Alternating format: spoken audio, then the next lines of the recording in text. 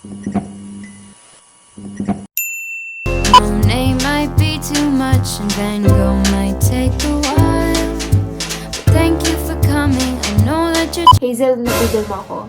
Hi guys! I'm Tel Concepcion of TellMeWhy.com and welcome back to my channel. And for today's video, guys, magbabalik ang ating milk tea taste test. Mga 11 drinks. Matapos ko lang mag-shoot, I recreated Rosé's look from Blackpink's Ice Cream music video and I just thought na pa-impulse buy tuloy ako ng ating 11 items since parang cute. Ice cream, milk tea.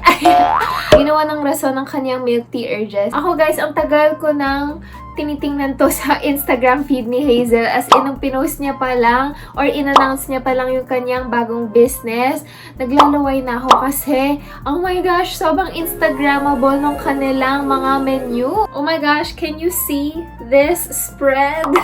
Hazel, nabudol mo ako. Char! Sarap! Wait lang, parang nagulat ako dun ah. Imagination ko lang ba or parang hindi lang pearl yung kasama niya na sinker?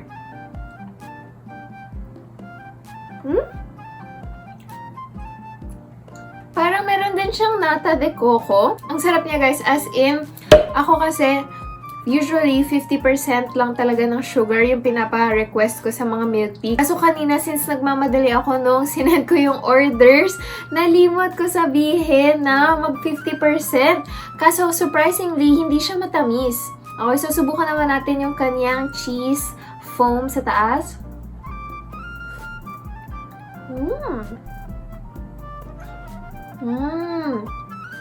Siyempre, nilalasap ko muna talaga, no? For me guys, parang ang lasa ng foam niya is literal combination ng mga rock salt and cheese na usually na natitikman na natin sa ibang mga milk tea stores. Kaso meron siya ng pagka-creaminess ng pagka-whipped foam. Alam mo yan, yung parang sa mga Starbucks. Ayun, kaya ko din talaga siya nagugustuhan guys kasi nalalasahan ko yung tea. Hindi siya yung parang, bam, puro tamis lang. Nalalasahan ko yung tea kaso hindi in an overpowering way. Alam niyo yon. Next, okay, punta tayo dito sa Pulpy series nila. I got their peach pulpy drink. Isa sa mga favorite ko na mga flavors is peach.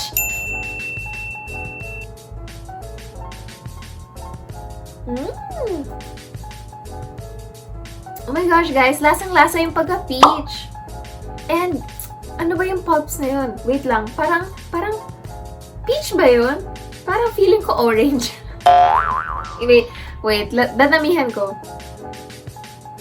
Peaches nga guys, fresh ito. Parang hindi nakaka-guilty inumin. Kaso for me, to be honest, medyo nadidistract ako dun sa kanyang cream. Parang gusto ko siya idiretso with the straw. Oh my gosh, mas gusto ko siya ng as the juice. Sige, one last, susubukan ko with the cream. Okay naman siya, nothing bad. Kaso personal preference ko lang. Feeling ko kasi with the cream, tas yung juice na naiinom ko, feeling ko ang iniinom ko is fruit salad. Gets nyo ba? Kaso yeah, baka sa sunod, when I order this again, baka sabihin ko sa kanila, pwede po ba yung juice and yung pulp na lang? Next, punta tayo sa kanilang cheesy series. Oh my gosh, napaisip tuloy ako kung cheese foam ba talaga yung natikman ko kanina. Kaso, again, salty kasi yung foam nila with a hint of creaminess. Kaya ko siya nasabing cheese foam. Anyways, ayan. So, ito yung kanilang cheesy series. Iba yung cup niya compared dito sa iba. Okay, so dito kasi yung iba glossy type. Tapos ito matte type. Ayan, so iba yung aesthetic ni cheesy series. And since feeling ko na alog-alog siya sa motor from QC to Las Piñas, nahulog na or nagmix na yung cheese. So, nakaka-excite kaya ko to binili kasi parang ngayon ako nakarinig ng ganitong flavor. Sticky rice. Oh, lasang kakanin ba to? Okay, cheers!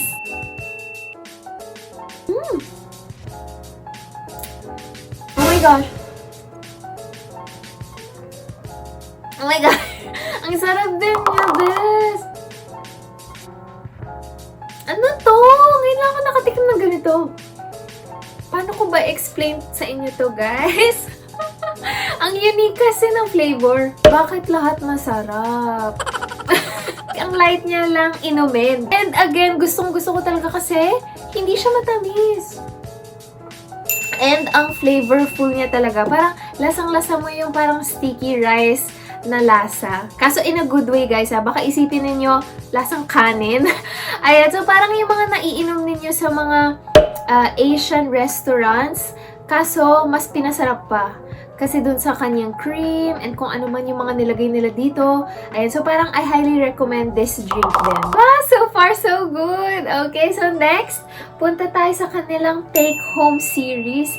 Ayan, so yung pinili ko dito is their calamansi with basil seeds, yung kanilang detoxify bottle. So, you have to shake it well, ano, kasi meron siyang basil seeds, tama ba? Ayan, basil seeds. Ayan, so actually, favorite ko yung mga ganitong drinks, yung mga pa-healthy. Feeling ko mas put together yung life ko pag umiinom ako ng mga healthy drinks. Ooh, ayan. So, first impression sa basil seeds. To be honest, naalala ko sa kanyang mga tadpoles. Ang weird ko ba? Woo! Woo! Unang sip niyo pa lang, guys. May tama na siya. Hindi dahil sa may alcohol siya or what. Dahil ang strong ng pagka-kick ng ating calamansi and lemon juice.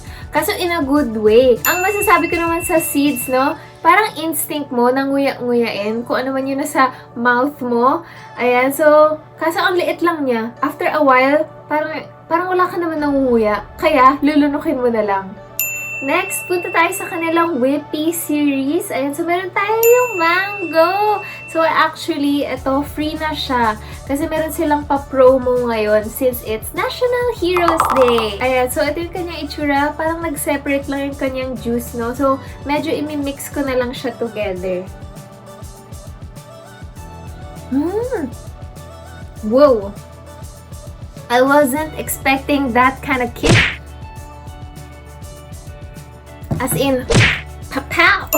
Lasang-lasa mo yung pagka-mango niya. Ano yung nalasahan ko kanina? Parang salty siya. Meron din ata siyang cheese sa taas, okay? Yung cheese foam ulit nila, guys, na cheesy, na creamy. Feeling ko para siya naging cheesecake. Alam mo yun, yung mga mango cheesecake. Dahil dun sa cheese niya sa taas. Para siyang dessert. Ang thick kasi ng consistency niya and ang creamy, kaya para talaga siyang dessert. Oh my gosh, and now let's move on to their blueberry whippy. Ayan, so actually isa to sa mga pinaka-excited ako tikman kasi I'm a fan of blueberries.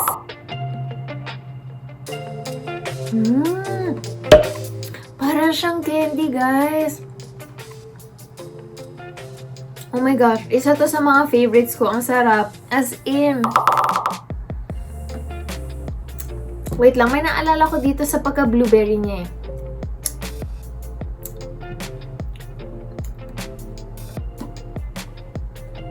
Oh my gosh, malapit na! Naalala ko na. Para siyang sa Jamba Juice. Oh my gosh, ang sarap!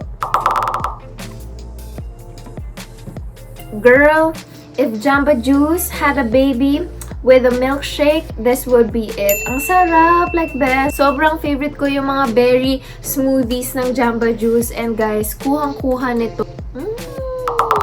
Next, we'll go back to their milk tea series. Ayan, so we have here their oolong milk tea. So I just included it in our order kasi I'm a fan of oolong tea.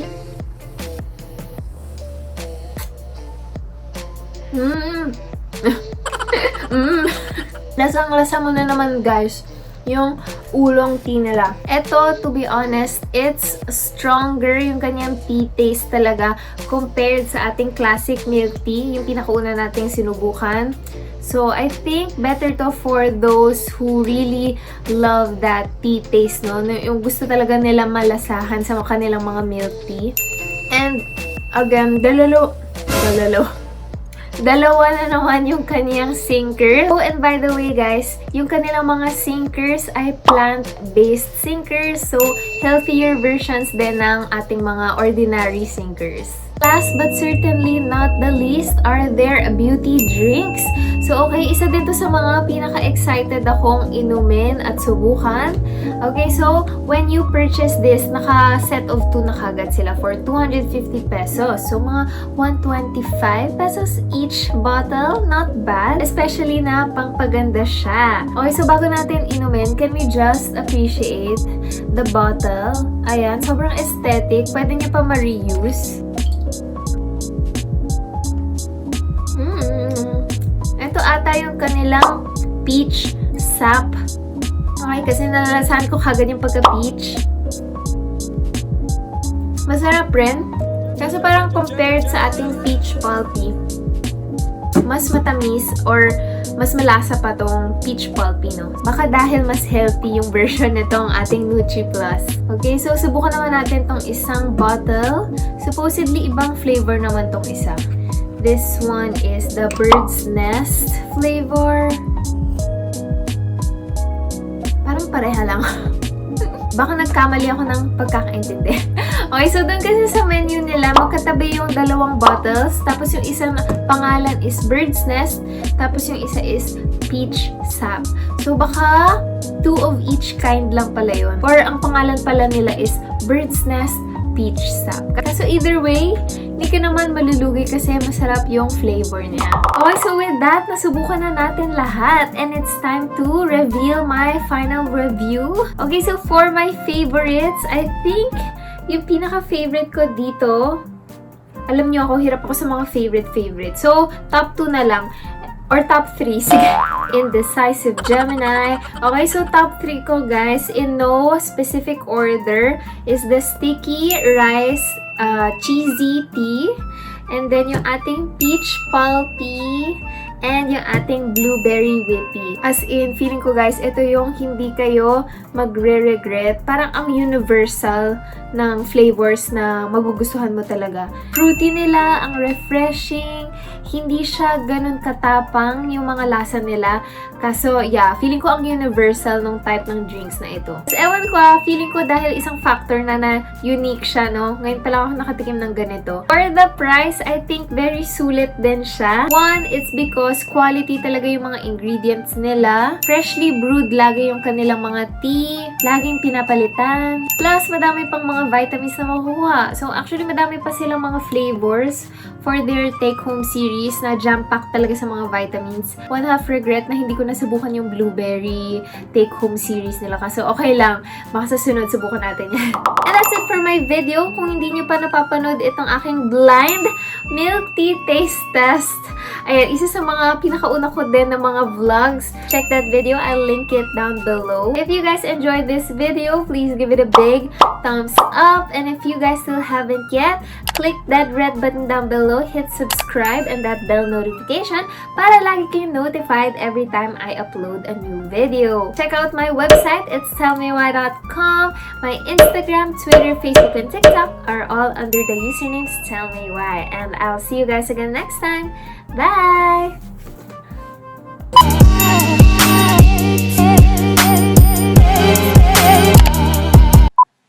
Tell me why ain't nothing but a heartbreak.